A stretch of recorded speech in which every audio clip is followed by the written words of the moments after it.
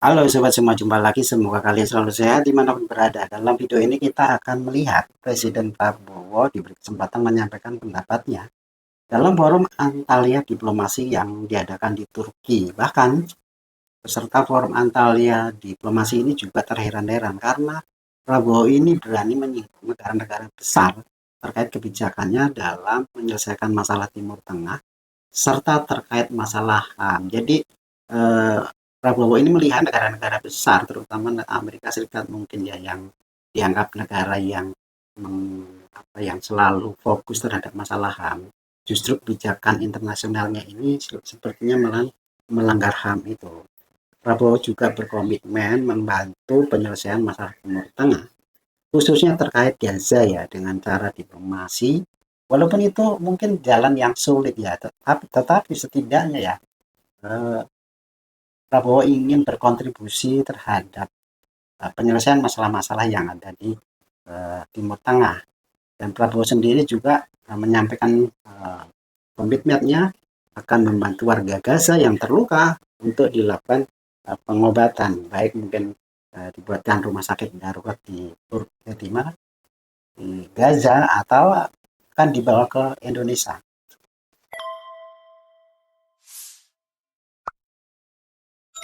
Ladies and gentlemen, please be upstanding for the President of the Republic of Indonesia, His Excellency Prabowo Subianto.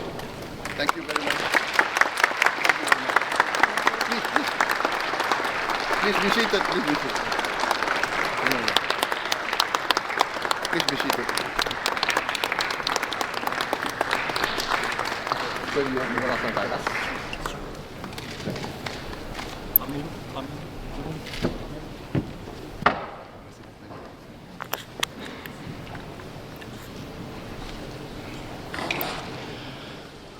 Good afternoon, ladies and gentlemen, Ibu dan Bapak yang terhormat, and welcome. Hoş geldiniz, selamat datang.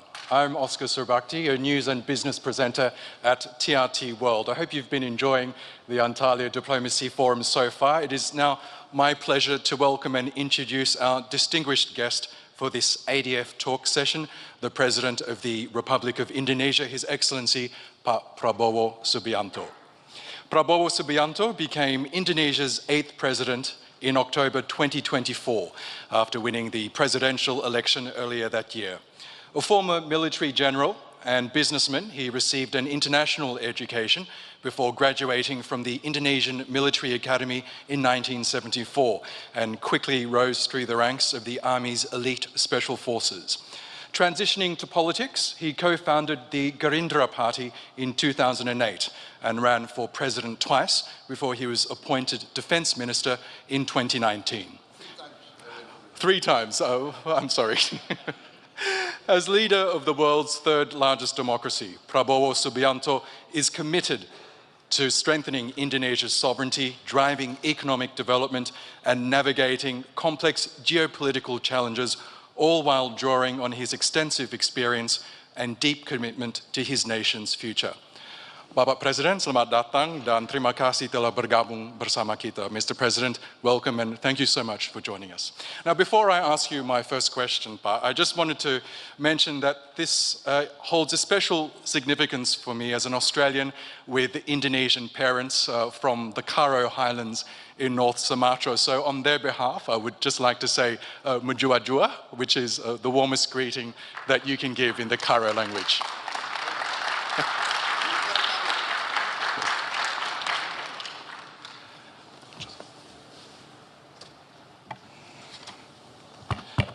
Now, Mr. President, as you know, this year's ADF is held under the theme Reclaiming Diplomacy in a Fragmented World. What does this phrase mean to you exactly in the current global context, and where do you see diplomacy falling short or potentially regaining strength in today's world? Thank you. To be very frank, I tend to be now a bit pessimistic about the success of diplomacy. But I realize that we cannot give up on diplomacy. Why do I say I'm pessimistic? Because what we see now in the reality, the real world, what we are witnessing now is actually the carrying out of the age-old adagium, the age-old, let us say, philosophy of Thucydides, the ancient Greek historian, who said that the strong will do what they can, and the weak will suffer what they must suffer. So this adagium is being played out in front of our eyes. What is happening is might becomes right. Who has the strength? Who has the capacity? Tend to do what they can do. And this is very, very distressing, very sad for the rules-based system that has been created after the Second World War by the Western powers themselves. So this, for us, in the global South, in the aspiring countries that look up to the West, to be very frank, that want to create a democracy like the West, we believed in the lessons of the West. We believed in trias politica. We believed in freedom of expression, freedom of speech. As I said, no, I want to really correct myself, you know. Actually, I ran for president 4 times. I lost 3 times. So what I'm saying is, I believe in democracy. I was a soldier. I was a general. At one time, I commanded the strongest military force in Indonesia. And then I was told to step down. In more direct language, I was fired. But I swore an oath to uphold the Constitution.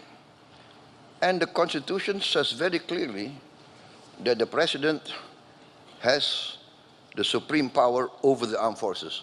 So when my President asked me to step down, I did not hesitate. I said, yes, sir. So what I'm saying is we believed in democracy. We believed in human rights. We believed in the rules-based order. But now, all of a sudden, we see before our eyes, let us say what President Erdogan mentioned, innocent children, innocent women, unarmed men being massacred in front of the eyes of the whole world. So, sorry. Sorry. So this is what I say. I do believe diplomacy is the only way, the best way. But I tend to be a bit sad. What this means is now every country has to prepare for the worst. This will take resources from us needed to eradicate poverty and eradicate hunger. Now we have to invest in a strong defense because we don't know what's going to happen next month, next week. So this is a bit saddening, actually. But yeah, if you want to ask me, I say that we have to go through diplomacy, but many countries now are assessing, I think, and are preparing for the worst. Preparing for the worst. Thank you. Well, Indonesia, as we know, is known as a strong advocate for a more just and balanced global order. It sounds like you want to carry that tradition as well. From your perspective, what would an ideal global order look like? Well, actually, we already have the format. We have the United Nations. We have many institutions which are doing great work. The WHO, many, the UNICEF, the FAO, the Food and Agriculture Organization, they're doing very, very great work, overcoming hunger, so we do have a format. Now, for instance, maybe, there are demands that Security Council, the permanent members should be increased to represent the reality of this present world. We have big countries like India, big countries like Brazil, many countries that represent a big segment of the world population that feel underrepresented in the highest organs of the United Nations. So actually, we already have a good format, and but then we are saddened that this good format that's proven effective, bringing down diseases, saving hundreds of thousands of lives everywhere, is in danger of being abandoned. So I would say let's not reinvent the wheel, build on what has been proven to be good, overcome its shortcomings, improve, build on what has been achieved. That's my outlook, my position. We're also witnessing major shifts in global alignments. For example, the execution of me first policies, the changing of alliances, multipolarity. How do you interpret these changes, and what lessons should middle powers like Indonesia draw from these evolving patterns? This is very interesting, but Indonesia, by tradition, we have always been non-aligned. In fact, we are the founders of the non-aligned movement, together with India, Egypt, that time Yugoslavia. So we are the first founders of the non-aligned movement, and by tradition, every Indonesian government has to maintain this tradition. Otherwise, we will lose popular support. Our people do not want to be engaged into any alliances or blocs, especially military blocs. So we are by tradition neutral. So, for instance, my philosophy, which I announced early on in my campaign, is an ancient Asian philosophy, an ancient philosophy of the Eastern peoples, of the Asiatic civilizations, which is the philosophy taught to us generations. 1,000 friends too few, one enemy too many. It's a very clear and simple sentence, but very difficult to achieve. 1,000 friends too few, one enemy too many. But this is logical, because, for instance, where I come from, Southeast Asia, 50 years ago, we were fighting amongst ourselves. We, neighbors, sending troops to each other's territories, claiming each other's territories. This is South Asia 50 years ago. And then amongst the wise leaders at that certain time, at a certain point in history, the leaders of 5 Southeast Asian countries, right? Singapore, Malaysia, Thailand, Philippines, and came to realize, hey, we have urgent agenda for our people. We have to deal with poverty and hunger. Why do we fight amongst ourselves? And then the idea of ASEAN, Association of Southeast Asian Nations, came, and lo and behold, 50 years, no conflict. We still have differences, but we tend to use diplomacy. We tend to talk and talk and talk, and sometimes talk, is very tedious, but better talk than fight.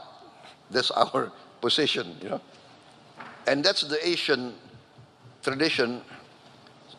Sometimes the talk can go on and on and on, but in the end, there is some sort of interaction, some sort of chemistry, and we tend to think of the common interest.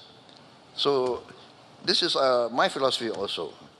So 1,000 friends. I want to bring Indonesia to a position of good relations with all the big powers, and so that we can be some sort of bridge and mediator, etc., etc., etc. This is our effort. So I announced, when I took over, I announced that I want to carry out a policy of the good neighbor. I want to be a good neighbor to all my neighbors, and even to the outlying powers, the great powers of the world. I want to be on very good terms. I want to respect all the great powers, as I hope they would respect us. Mr. President, you touched on this a little earlier, but one of the most pressing challenges facing the world today is the humanitarian crisis in Palestine. In your view, what does this reveal about the current state of global leadership and diplomacy?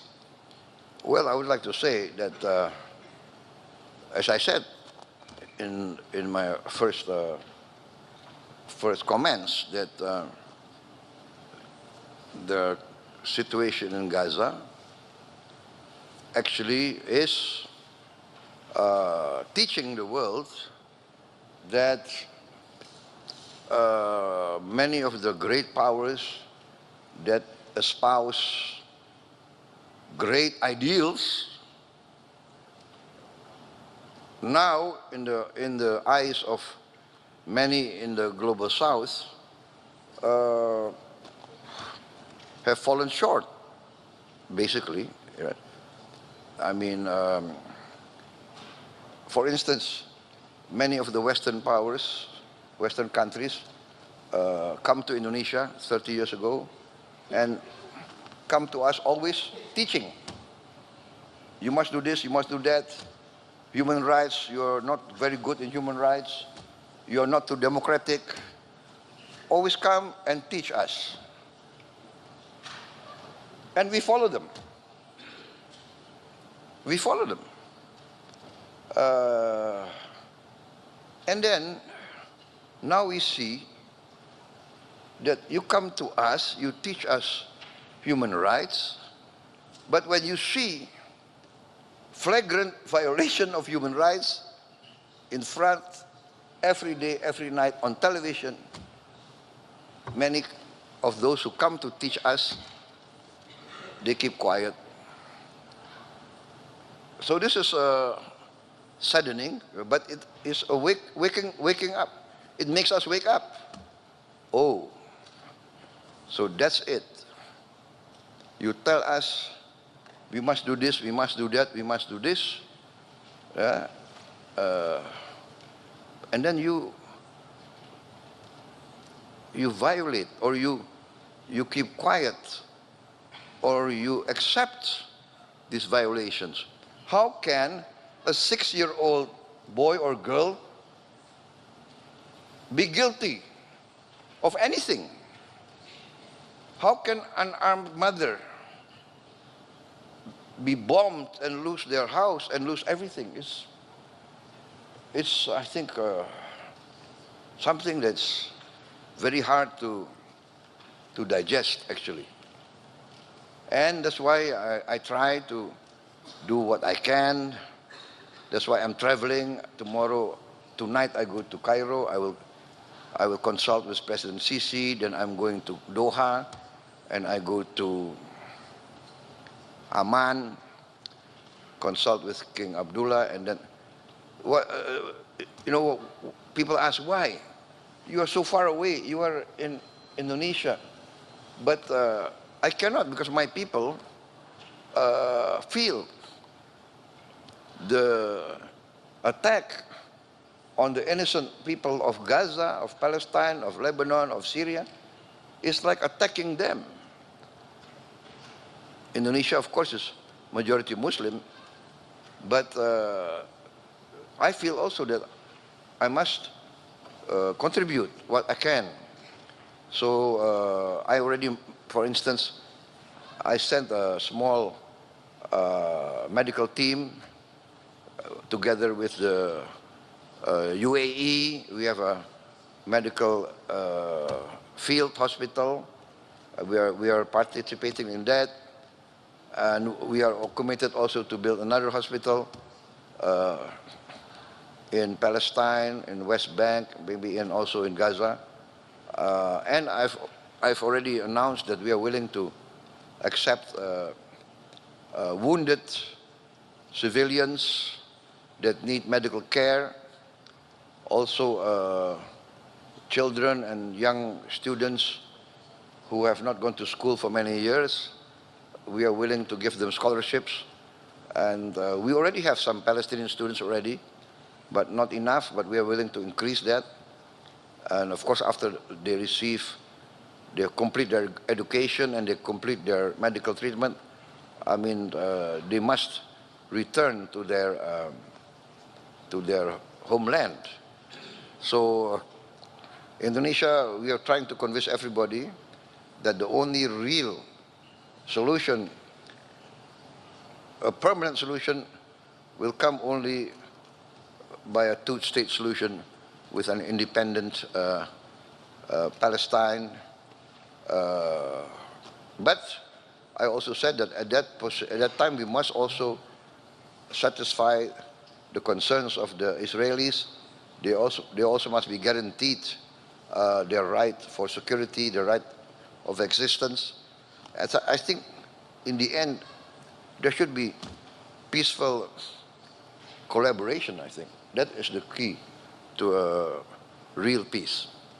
Yes, and we know that your continued support of the Indonesian hospital in Gaza has been key to providing life-saving medical services in the enclave. Now, if I could turn to the Indo-Pacific region, we know the region is increasingly becoming a stage for great power rivalry, a potential flashpoint.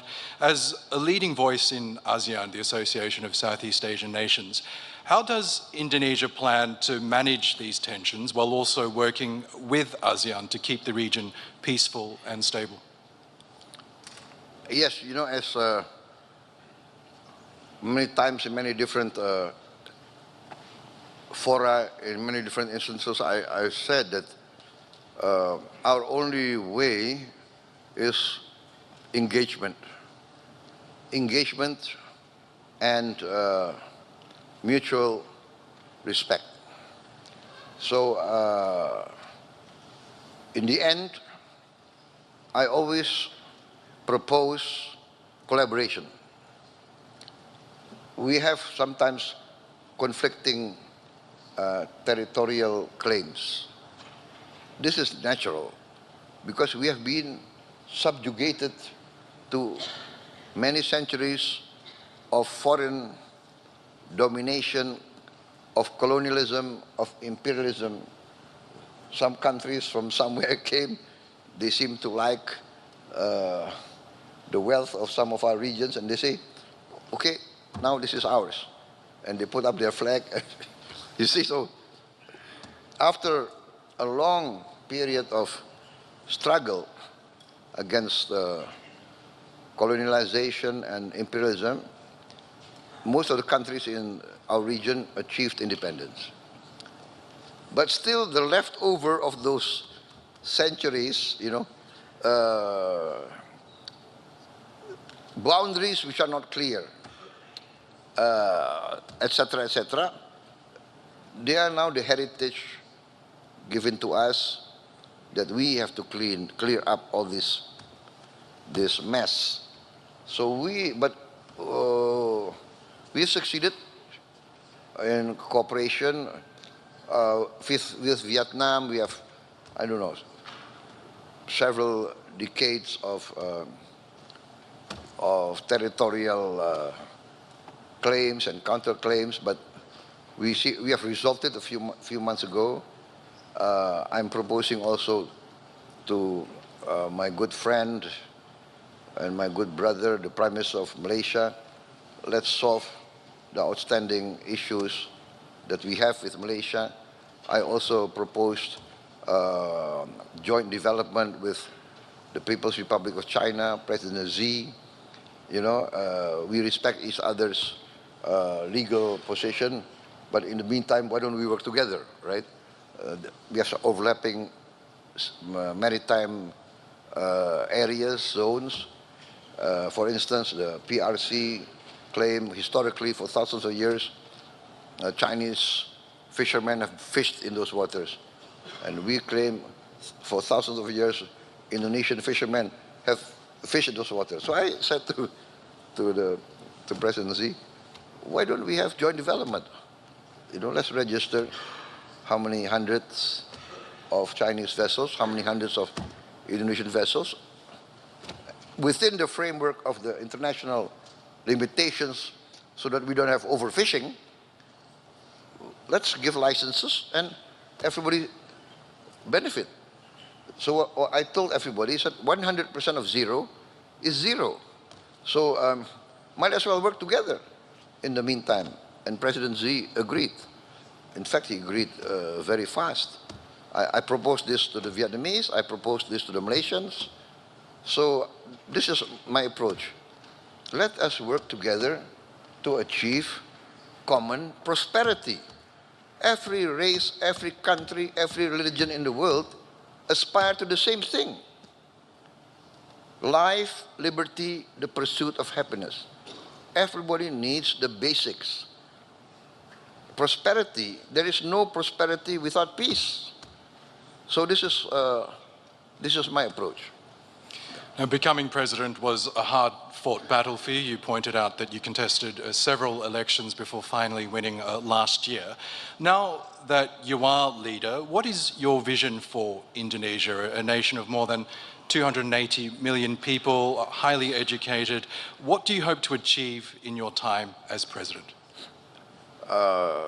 Number one, I have to safeguard the nation's wealth, our natural resources, our wealth must be safeguarded to protect it and to make it useful for future generations.